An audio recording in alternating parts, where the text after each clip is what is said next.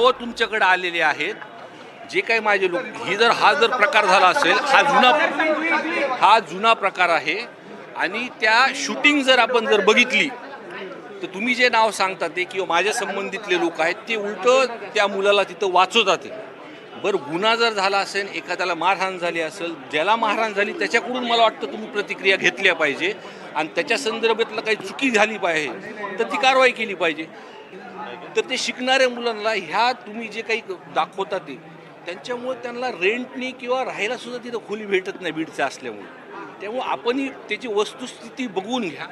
व्हिडिओवरती जे काही तुम्ही नाव सांगता ते मारहाणीत होते का वाचवायला होते किंवा मारहाणीत असले तरी संबंधित जो कोणी व्यक्ती त्या शोरूममध्ये आहेत ज्याच्यासोबत ही घटना घडली त्यांनी ते की आत्ता काही मिनिटांपूर्वी एक घटना घडली बीडमधल्या एका आमदाराच्या स्वीय सहायकाने गुंडागर्दी करून मारण्याचा प्रयत्न केला आहे कोणाला तरी. त्याचं CCTV फुटेज आता आलं आहे आणि ही तीच व्यक्ती आहे की ज्यांनी काही दिवसांपूर्वी बीड जिल्हा कसा गुंडागर्दीचा जिल्हा होतो हे सांगितलं होतं.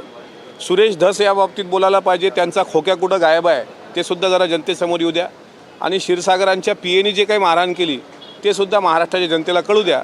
अजितदादा त्या जिल्ह्याचे पालकमंत्री आहेत म्हणून नक्कीच त्याची दखल घेतील आणि बीड जिल्ह्यामध्ये गुंडागर्दीला खतपाणी कोल घालत आहे हेही या माध्यमातून दिसून येईल.